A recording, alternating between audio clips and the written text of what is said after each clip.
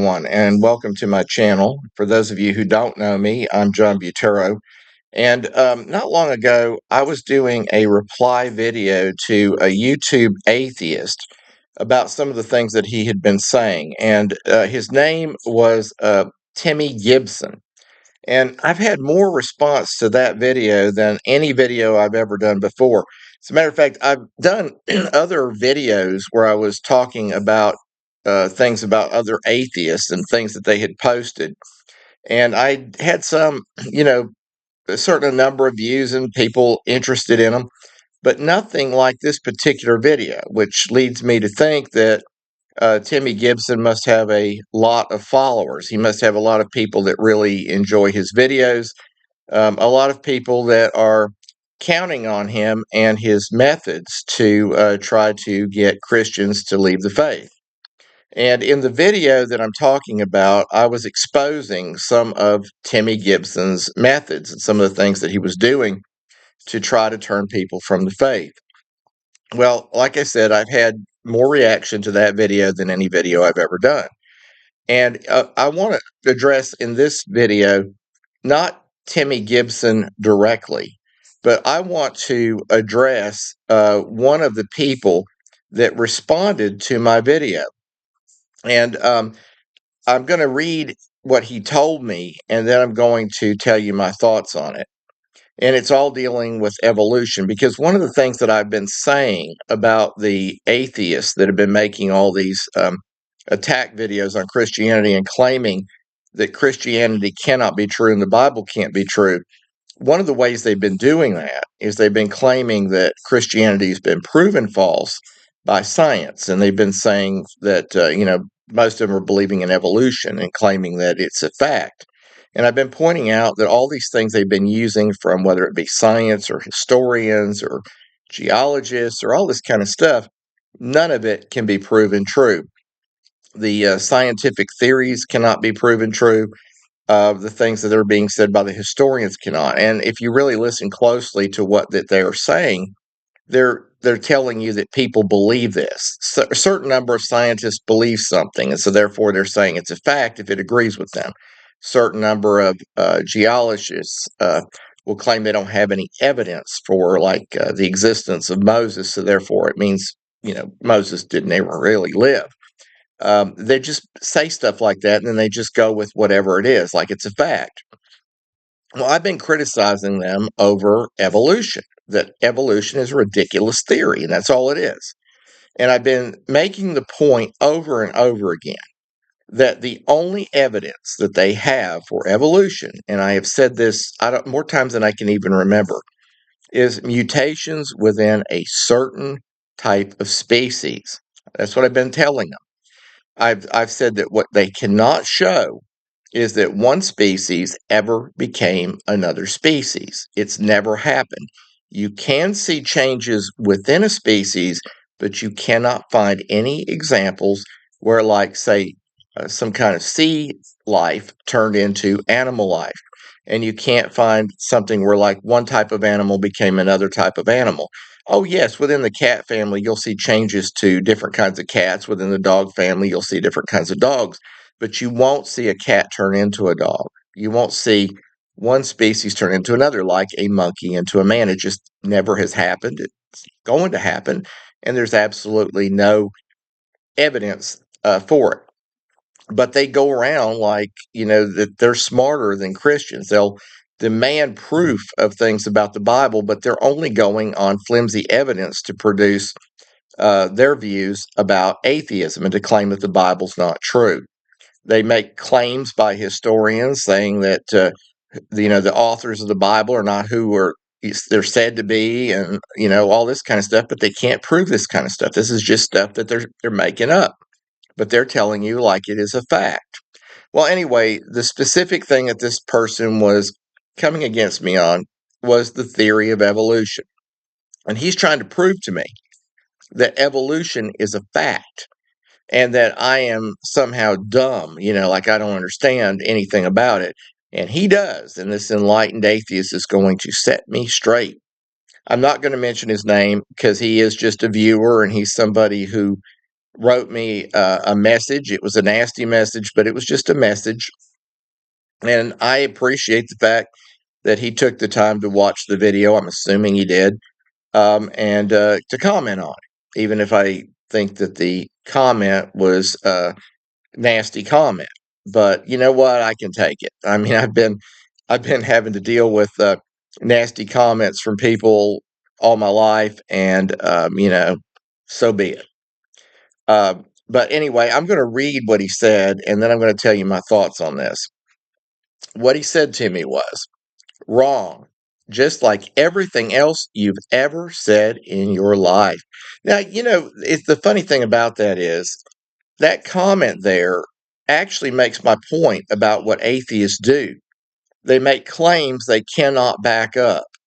Um, how in the world can this man claim that he knows that everything I've ever said in my life was wrong? He can't possibly know that. But yet he makes a statement like that. It's just to be insulting. But that's the way they do, that they'll just tell you, well, Adam and Eve were not real people. They make the claim, and we're supposed to just accept it. They're going to tell you that there's DNA evidence to prove Adam and Eve were not real people, but they can't prove that. Then they'll claim there's DNA evidence now to show that they weren't real people. So I came back and I asked, okay, they said the DNA evidence to show that we didn't originate from two people. You couldn't trace it back to two people. So then I got another question. How many people were there? Were there 50 men and 50 women at the beginning? Were there 100 men and 100 women? Were there 1,000 men and 1,000 women? And where'd they come from? I mean, it's really stupid. But yet they just make claims like that, and we're supposed to just believe it because they say it. They'll tell you all kind of stuff, but they can't back the stuff up. And when they do give you a source, you find out that the source didn't have any proof. Oh, they have evidence, but my goodness, anything can count as evidence of something. It's a question of whether or not that evidence is something that when you weigh the evidence, it actually makes any sense to you. But anyway, let me continue. After he makes this bold statement, I guess he's watched me for my entire life. I'm 59 years old, and I guess this person has watched me my entire life, and he knows that during my entire life, everything I've ever said was wrong. So, anyway, let's move on. I'll go ahead and explain evolution to you in simple terms, even you can understand. Again, that's a good way to start out off his post to me. Decides to just be insulting. But like I say, I can handle it. I mean, people have insulted me before, and they're going to insult me, I'm sure, in the future, and so be it.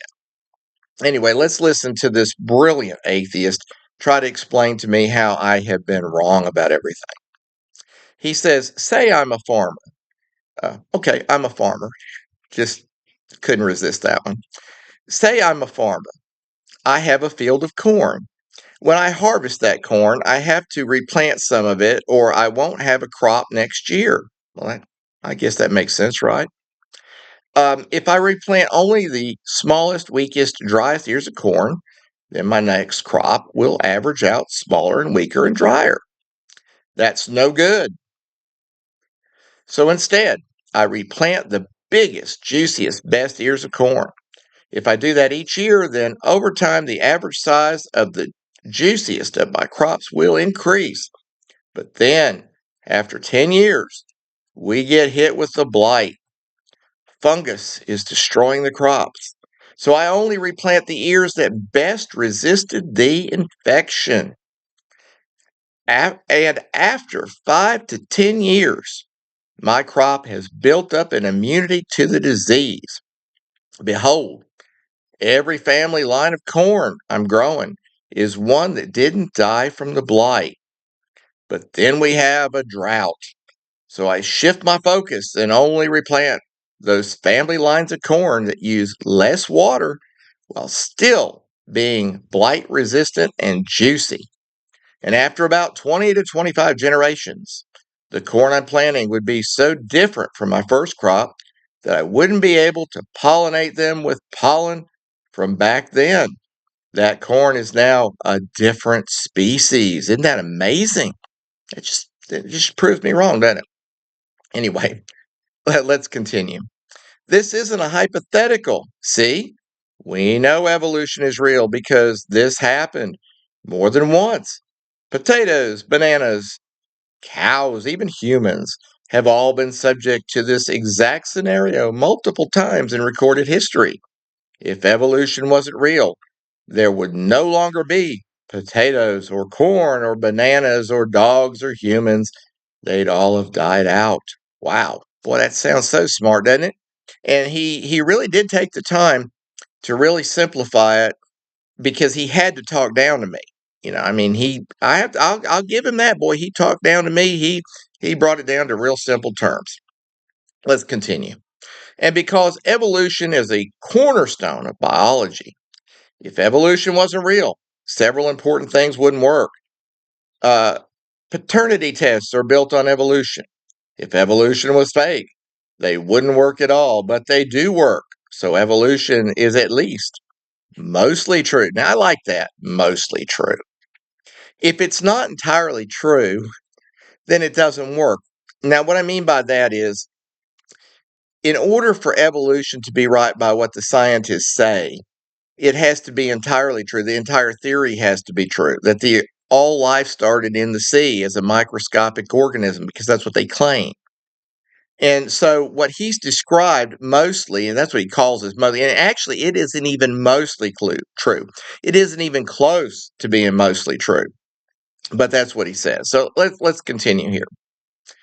After he goes through this simple explanation, talking down to me, he comes back and he's insulting again. Got a handle on it yet?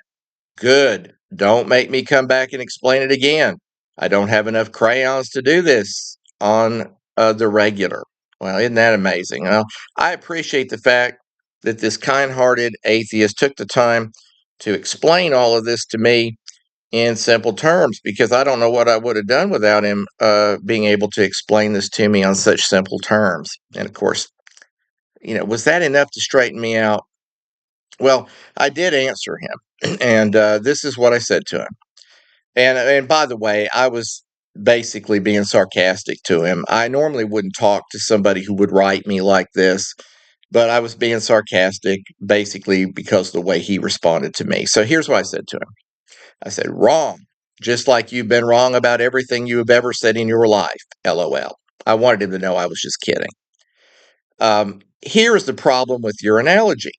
The corn will still be corn. It will not become carrots. It will not become barley.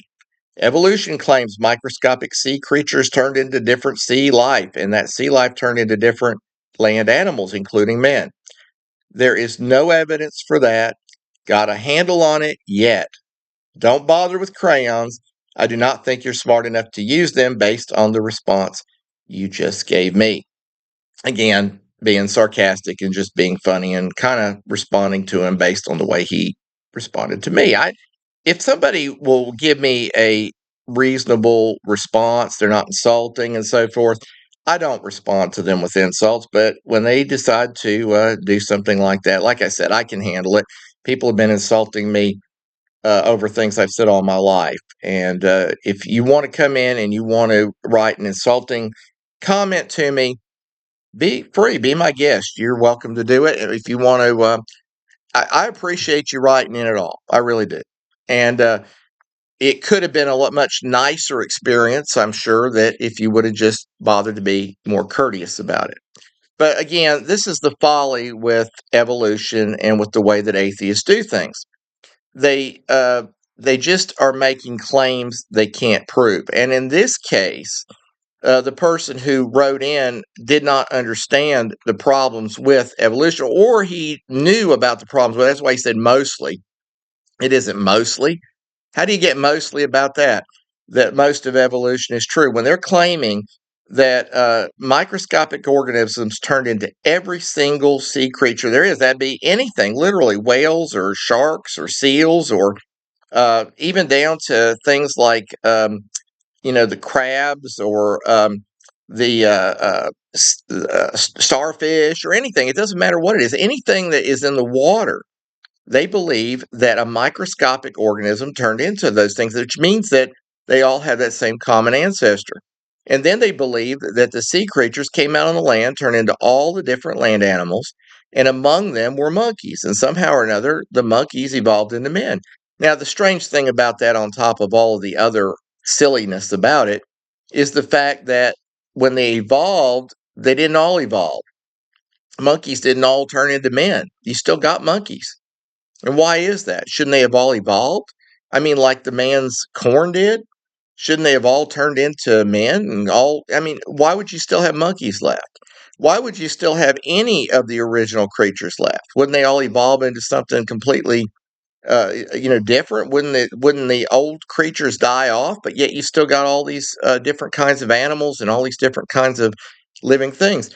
And according to evolution, we are ancestors and related to every single type of life that's out there. And I've brought this up before in other videos. That would include your bugs and your worms and the birds in the air. It would be everything. It would be any kind of sea creature, any kind of animal that exists according to the theory of evolution. And it is just a theory.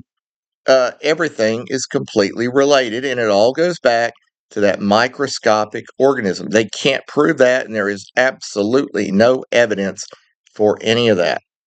Now, I stand by what I said on that. If there's an atheist that wants to come in here and challenge that, you come on in and do it. But I'm saying you want to come in here and you want to tell me that a theory is a fact. You're welcome to try that. But the fact of the matter is, a theory is just a theory. It's not proven. And again, what I've said about atheists is they do not understand the difference between a theory and a fact. They do not understand the difference between evidence and proof. And that's one of the big problems they've got. And another thing about atheists, they belittle stories in the Bible that are far less fantastic than the things that they're holding to. They laugh at us and they mock us and they try to make us feel stupid so we'll shut up. But at the same time, look at what they are saying is reality, and they've got no proof to back it up. It comes down to, what is your faith in? Do you have your faith in the Bible? And do you have your faith in intelligent design? Or do you have your faith in stupid fables and fairy tales like a big bang that they cannot explain whatever happened before the bang, and evolution that makes absolutely no sense beyond changes that take place within a single species? If anybody can show me where a cat turns into a dog, or where a lion turns into a zebra or something like that, if you can show me proof that that ever happened, then you can talk. But until you can do that, or you can show me that a catfish turns into a cat, until you can do that, you've got nothing. Anyway, that's all I wanted to talk about this morning. I thank you for joining me today, and Lord willing, I'll be back soon with another video.